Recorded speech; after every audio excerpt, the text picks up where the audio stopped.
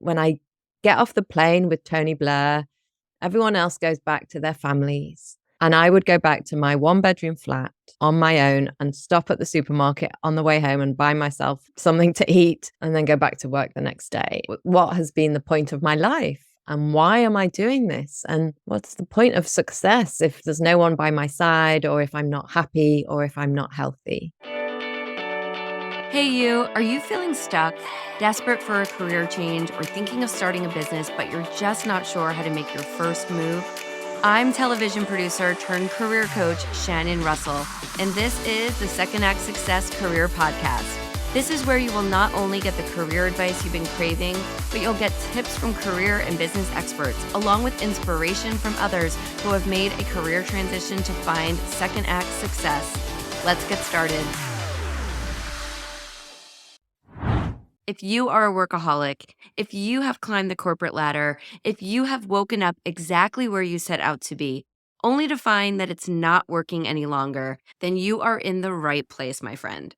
Today's topic is all about listening to your body, listening to your heart, and making a decision about your future based on taking care of you. I will be sitting down with journalist turned author Katherine Baldwin. Katherine admits that she woke up one day and realized that she had let success get the best of her. Throughout her career, she had formed unhealthy habits that she had to change. In doing so, she found herself right where she wanted to be as an author, midlife mentor, and relationship coach. Let me introduce you to Katherine Baldwin. Katherine, welcome to Second Act Success. Thank you, Shannon. It's lovely to be here. You have quite the story, and I can't wait to dive into it. Why don't you tell us where your career journey began? I began my career as a journalist, although I hadn't actually studied journalism. I studied French and Spanish at Oxford University, and my desire was to travel and to be paid for it. When I was at school, I considered numerous options such as a hostess, travel agent. But when I left university, I didn't know what I wanted to do. I just knew I wanted to travel. I had lived in Spain for a year. I had loved it. I spoke good Spanish.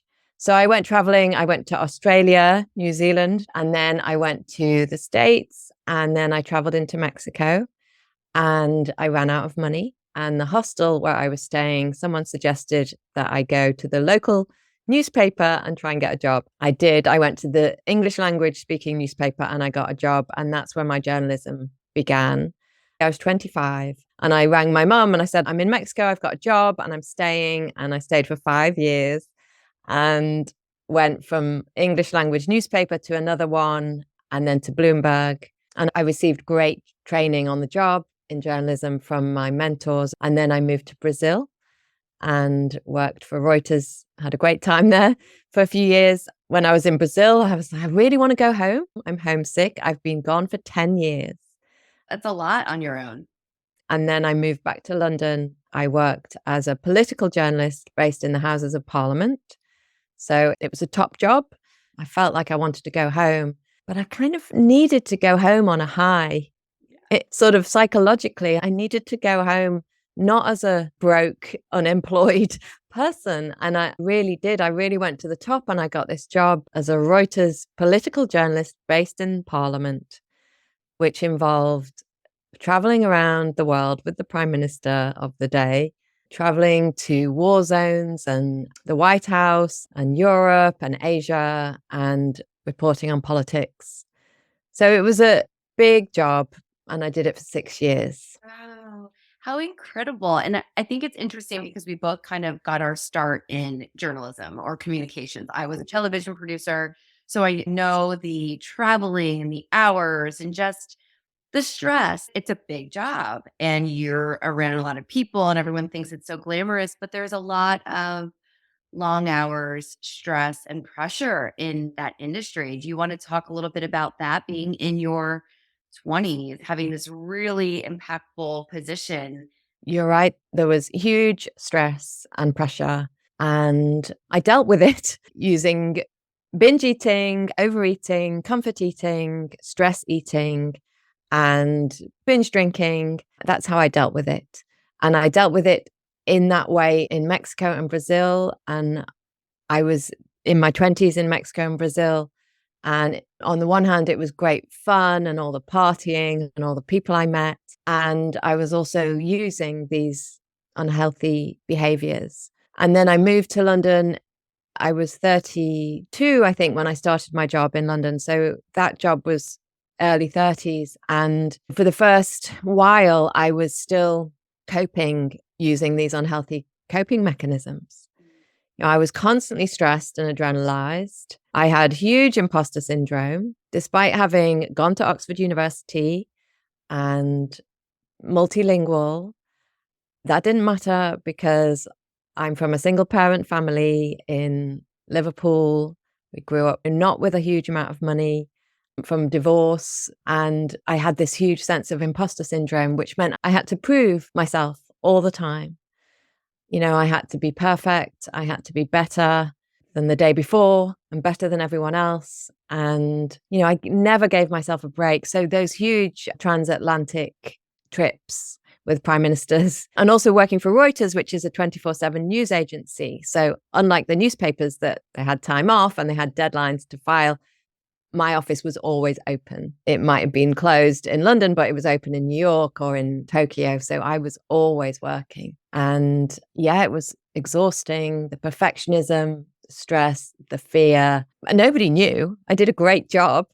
Well, you had to because you're here with the prime minister. You're here with all of these people that you have to have your best face forward at all times. Yeah, even the plane journeys. Yeah. I started my job for Reuters in London as the build up to the Iraq war was happening. And there was a plane journey that I was on with Prime Minister Tony Blair when he said, when something happened that was shattering in the news. And so then there's a live press conference on the plane with this earth shattering news. And then you're trying to use these airplane phones to phone your desk with the news. And as is everyone else at the same time.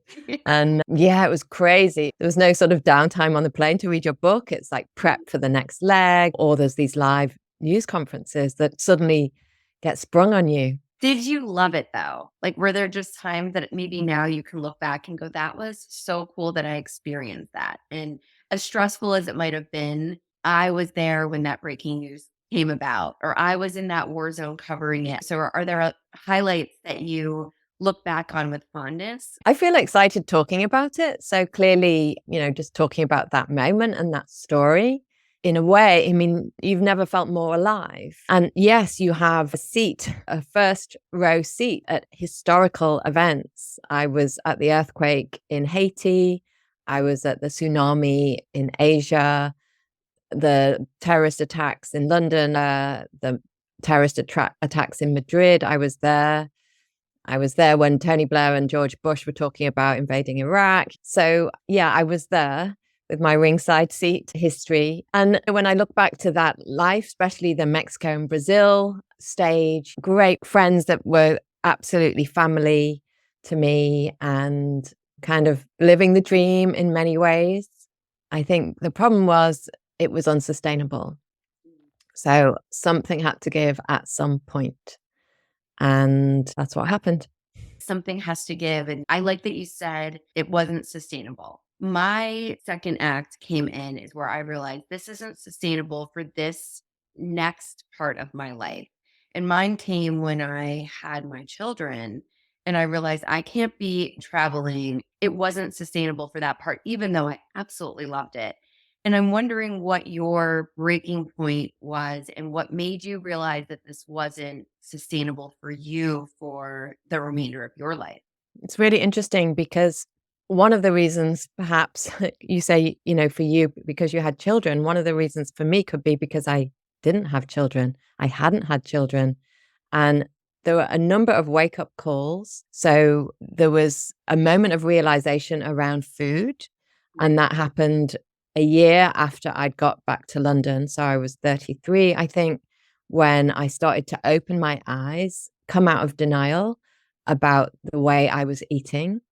And I think for all those previous years, I hadn't really realized what I was doing. I hadn't really understood why I was overweight, or why I couldn't stop eating as soon as I started, or why I went to the doctor and got diet pills to lose weight. I kind of thought all that was normal, you know. So I came out of denial around the food and I started to do my job without overeating. And that was very difficult because the food had masked my fear and my low self-esteem. And so I'm still doing the same job, but I'm not numb anymore to my fear or to my imposter syndrome or my low self-esteem. And then there was a rock bottom around alcohol when after work you go out and you drink and it's happy hour and you drink too much. And my body was very good at drinking a lot for many years. And then I collapsed one night in my bedroom late at night. I kind of blacked out and I lived on my own. I was in the bathroom. I could have hit my head. And that was quite a wake up call around the alcohol. That wasn't a good way to treat myself. And there was also crazy stuff with men and relationships. And that drinking that I just spoke about, that episode involved a man. I'd been out drinking with him. On that occasion, I'd actually walked away, which was a miracle because I often ended up in relationships that weren't good for me. And then my dad died when I was 36, I think, or 35, which now sounds so young. I'm 52. And that was a massive wake up call because I looked at my life. Not only was I going through my dad's death on my own, without a partner, without support, but losing my dad, that whole circle of life. You know, who comes after me? I don't have children. My brother had 2 children. So, you know, you lose your father, but you're so busy looking after your young kids. Maybe it doesn't hurt so much, or you've got that circle of life going on. And I was completely on my own, no one to support me through that. And these questions started to come like, what was it all for? What was all that striving for? What was all that working for? Why have I built this career and this incredible resume? What was the point of that? And this flat that I own in London and these nice clothes that I can afford to buy with my salary. You know, what is the point of all that if I'm waking up alone every morning and I have to face my dad's death on my own and I don't have children? And when I get off the plane with Tony Blair, everyone else goes back to their families. And I would go back to my 1-bedroom flat on my own and stop at the supermarket on the way home and buy myself something to eat and then go back to work the next day. What has been the point of my life? And why am I doing this? And what's the point of success if there's no one by my side, or if I'm not happy, or if I'm not healthy? The fact that you realized this wasn't fulfilling you, all of this success and all of this money and excitement just wasn't fulfilling you. And that was your wake up call. Okay, so what would fulfill me? And did you know what that would be? And were you willing to just give up everything you worked for? Because I think that's the hard part, is realizing I climbed this ladder and now I'm not happy. Do I take an action step to change it? Or do I just keep going with what I've accomplished and just hope things will change? The thing is, I wasn't willing, but then I got to the point where I didn't have a choice. And I'll just say as well, the other element in my kind of breakdown was realizing that the job I was doing, the actual content of it no longer fulfilled me. I write down what the Prime Minister says. Big deal. He says something, I write it down. And there was something missing. And I think it was me. I was missing. I was missing in that equation. I just write it down. I guess I wanted to be saying stuff or doing stuff. Writing your own words, yes. Yeah. I suppose what I thought I knew at that moment was that I didn't want to be a journalist anymore and I didn't want to write anymore. But I wasn't willing to leave my job.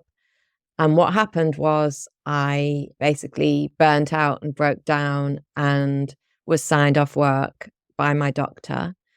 So I was told to take some time off work, which was a huge blow to my pride and to me as a survivor. I always have to power through. So I took the enforced time off work and a bit more time and a bit more time. And then I went back on a phased return. And then I guess when I went back, doing the same trips, going to Afghanistan with the foreign secretary and so forth, realizing that this absolutely doesn't fulfill me at all anymore. I know too much about myself. So what happened was a miracle. I often say this to my clients or to people who are in a similar situation. I think we have to somehow put it out there into the world, into the universe, and into our own consciousness that we are not happy and that something needs to change. And I remember talking to people and crying and saying, I know it needs to change, but I don't know how. Because I had a big mortgage on my flat. I had a lifestyle to maintain. My mum was still alive, but she didn't have any means to support me. So there was no safety net, no one to lean on. So I didn't know what to do. But I put it out there. I knew I needed to change. I needed to leave. And as a miracle, Thomson of Canada decided to buy Reuters. And there was a merger, and I decided to take voluntary redundancy from my big job, which came as a surprise to my boss. And with that came some money and still no idea what I was going to do. But at least I had a bit of a safety net with that redundancy to figure things out. Did you feel better instantly? You were unsure of what was next. Did you just feel a sigh of relief that that was no longer going to be your lifestyle? You know what? My journey is never straightforward. And I think maybe I felt a little bit of relief and then instantly I felt afraid because it was a finite amount of money and I didn't know what I was going to do next. I didn't really give myself time to think. I just kind of panicked and I thought I need a job. So I actually went back to what was then Thomson Reuters and worked in a different division in the foundation, Thomson Reuters Foundation, which had a focus on disasters and emergencies and reporting humanitarian events. So it felt like a bit of a shift into something closer to my heart. I worked there 4 days a week or 3 days a week. And in the extra days, I was starting to explore different options. It was less pressure, but it was a kind of a fear-based decision, or maybe it was an uncertainty-based decision. I don't really know where I'm going. So I'm going to do this for a while. And in that same time, were you kind of finding your own self recovery and just kind of getting yourself into a better place? Yes, I was. So I was continuing my journey of healing from my eating disorder, and I learned to manage my feelings without food. And I also looked at my kind of work addiction and relationship struggles and codependency. And I was in therapy. And I also studied counseling and psychotherapy because that was my next career path potentially, was to be a psychotherapist.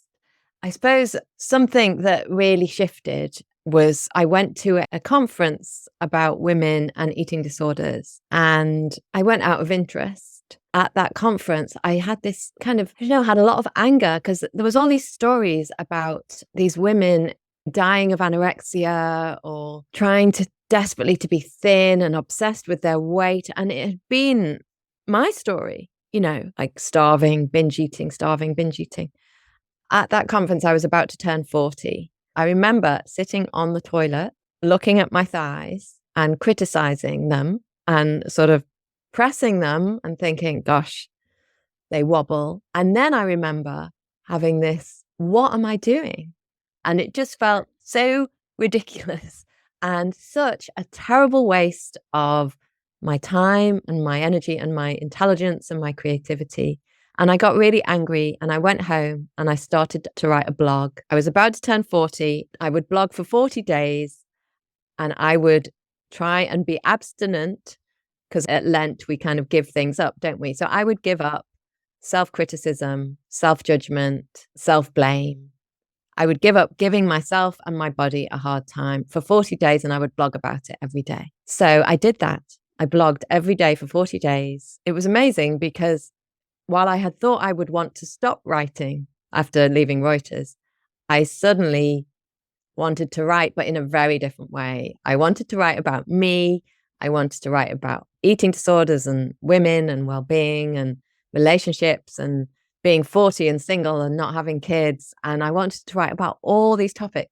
I suppose for the first time, like real connection with people through my writing. Like women would write to me and say, oh, I've just read your blog. You're telling my story. I'm also single. I'm also 40. I also don't have children. And thank you for telling my story. It was just so uplifting and moving and validating. Yeah, I was being authentic. I was writing from my heart, and I was getting a wonderful response. I suppose that was the start of my second act. Hey there, my friend. Shannon here, just popping in quickly because I'm wondering, is this episode getting you thinking? Are you starting to come up with ideas for your second act? Maybe it's changing careers, writing a book, starting a business. Whatever it is, I am here to help. You can book a free discovery call with me so that we can chat about your next steps. So head over to secondactsuccess.co/coaching. Now let's get back to the episode. So using my skills from before in a much more authentic way. So the blog led me to do more journalism, freelance, but on topics that I really cared about. I wrote for the national newspapers on eating disorders and being single and 40 and not having kids. I went on the radio and spoke about it. So I was airing these topics. And then I decided to write a book, which isn't the book that I now have out. It's a different book, which I still need to finish. And I have been inspired very recently to finish that book. I haven't finished it. That one, I had success with it in the sense of I wrote an article in the paper. I got invited on Newsnight, which is a very prominent news television program here in the UK. I got offers from 5 literary agents to represent me, and I chose an agent. She sent it out to the publishers. This book was about the phenomenon of women turning 40, being single, not having children. Unfortunately, all the publishers said no. They said, who's going to read that book? So many of us. I'm so glad you're going to revisit that because I could just name a million friends to buy that for. Really, honestly. Yeah. Yeah, I'm definitely going to revisit it. But what happened at the time was the agent didn't sell the book and I lost my confidence. I kind of lost my way. I took 11 no's from the 11 top publishers in the UK. I took that as a no. I took that to mean that it wasn't right or it wasn't good enough. And maybe it wasn't the right approach at the time, but found my way with another book. Because in the meantime, my life was moving on, and having done tons of work on myself, lots of therapy and studied therapy, I was finally figuring out where I was going wrong with my romantic relationships. I was starting to date differently and stop all the dysfunctional patterns, which are very common to my friends and my clients and probably women, like falling for unavailable people, pushing away the available people, fear of commitment, fear of losing freedom, fear. And I started to figure it out, and I started to have healthier experiences. And then I met someone, and I decided to experiment with moving out of London to the coast, to the south of England, where the beaches are. I've always loved the beaches, and to give that relationship a go. So I experimented with a 6-month move to the coast, and our relationship worked. So then we bought a house. Then I started writing my book called How to Fall in Love, because I had learned so much.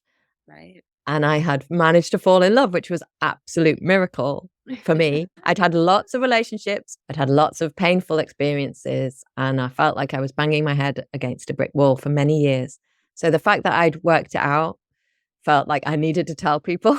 So I wrote How to Fall in Love, and the week after I published it, my partner proposed, and then we got married a few years after that. It took us a while. And then that was, I suppose, the next step in my second act career, because as I was writing the book, I was aware that there were loads of women who needed this information. And I started to run a course called How to Fall in Love. At the same time, I thought I'm going to run a retreat. So I had 10 women on my first coaching course. I decided to run a retreat. I filled the retreat, and that began my coaching business, my new career. So writing books that say things that I think need to be said. So that How to Fall in Love, my experience, sharing that with others. I will return to the book about being 40 and single.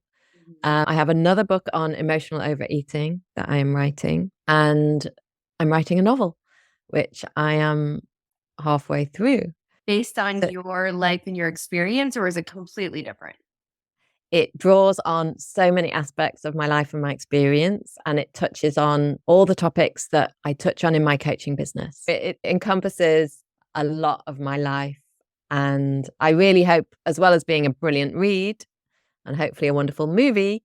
I've been thinking this whole time, this is a movie. It's so interesting to me that this just threads everything that you have gone through. Writing as a journalist, now writing as an author to help others. It's just a perfect thread of everything from your life's work. Absolutely. And that's what's so amazing about these second acts. We don't have to throw away everything that we have learned and built and all the skills. In fact, we can amplify them. My book, How to Fall in Love, I wrote so quickly, lightning speed, because I can. Because for years, for Reuters, I wrote thousands of words a day in articles, thousands. And they were well written words as well, because they had to be. My brain knows how to structure information. So that's a good skill. In my coaching business, I'd studied counseling and psychotherapy, and I'd been in therapy for loads of years. So I have deep knowledge, not only of coaching, but also of the psychotherapeutic side of things and the deep blocks and trauma. So I'm a trauma-informed coach. I understand how trauma affects us and how we can heal from it. And also, what was wonderful in my journalism career was you ask a lot of questions, don't you? In my coaching business, I meet amazing people from all over the world and I ask them a lot of questions. And often these are people, mostly women, who are in exactly the same situation that I was in. Many of them are early 40s, don't have children, maybe want to have children, or maybe want to find a different life, want to find a partner, don't understand why they're not finding a partner, or they feel completely unfulfilled in their job as a lawyer or an accountant or the doctor that their parents said they should be. And you're giving them that hope and you're that example. I had all the success. I was not happy. And look what I was able to turn this into. So having you gone through similar situations can really help them break through. My work is about connecting to ourselves and our feelings so that we can tap into our true, authentic selves, but also connect to others on a deep level. I had a fortress when I was working in journalism. I had my fortress. I had my money, I had my salary, I had my flat, my clothes. So we have these fortresses, don't we? We have these safety nets and we cling to them. And then for many people, second act is about breaking free and having the courage to go for it. Yes, maybe it's not the external love of a partner, but it's just looking inwards and loving yourself to realize that we get this one life and you don't want to wake up at the end and know that I missed doing all of this because of my fortress, because I was stuck and safe and just didn't want to shake that norm. And that's a sad thing, I think, to get to that place where there could be so much more joy when you do shake things up and you break through and you really find who you're meant to be. And you and I both could have remained in media, remained with that lifestyle, and we would be very different women than we are right now. And the fact that we broke free and now we're able to help others kind of break free and find themselves too is, I think, for me, the most satisfying and the most rewarding path to be on, to just be able to show others the way to find that. And I feel like that's exactly what you're doing too, Katherine. Yeah, yeah, it is. It's so, we want to use our experience to help others. And we also want to find purpose in our pain. And I also want to continue to break myself free because it's a journey. For me, it's a journey. I've had to overcome lots of my own dysfunctional coping mechanisms, the legacy of trauma from my childhood, and it's an ongoing journey.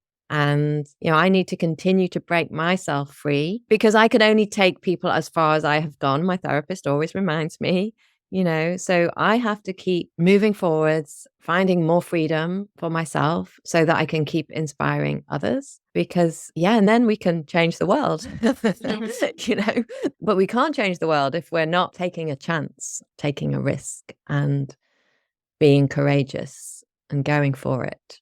And you're doing that with your work and with your books. And it's just incredible how much your life has transitioned and how you've fallen in love and found love within yourself and are helping others. So, what is one piece of advice that you would give to someone who is about to start their second act today? It can feel completely daunting and overwhelming to think I need to absolutely change my life. So, how can you change one little thing? How can you take baby steps? and build up small elements of change. And how can you dip your toe in the water of a new life? I know that when I decided to leave my London life and move to the sea, the way I did that was I rented my flat out for 6 months with the option of going back after 6 months. And I came here as an experiment, and I didn't move in with my now husband. I moved into a friend's room. So I kept my independence. And some people might do it differently, but that's how I did it. And that's how I felt comfortable doing it, that this was an experiment. So experiment, dip your toe in the water, and take little steps. You never know where you'll end up. And you'll never know where you'll end up. Yeah. Okay, so where can my listeners connect with you, follow you, buy your book, all of the things? You can find everything at katherinebaldwin.com. So you'll find a link to my book. My book is also on Amazon, How to Fall in Love, a 10-step journey to the heart. And there are courses, there's coaching, one-to-one. I'm looking to do more retreats. So hopefully there'll be some of those when your listeners have a look at my website. And you can also find me on Instagram at katherine.baldwin. I'd love your listeners to connect with me. It'd be lovely to hear from them. I'll list all of this in the show notes of the episode as well, so they can easily grab it for you. And Katherine, this is just so lovely. I feel like we could have talked all day, and I just thank you for sharing your journey with us. It's very inspiring. Thank you so much, because, I get really excited talking about this, and your questions have really helped me to understand everything that I've gone through and how I can support others. And I'm very grateful to you for hosting this podcast and all the wonderful work that you do too. Thank you, Katherine. I'm excited to keep supporting you. Oh, thank you. Thank you for joining us. I hope you found some gems of inspiration and some takeaways to help you on your path to second act success. To view show notes from this episode, visit secondactsuccess.co. Before you go, don't forget to subscribe to the podcast so you don't miss a single episode. Reviews only take a few moments, and they really do mean so much. Thank you again for listening. I'm Shannon Russell, and this is Second Act Success.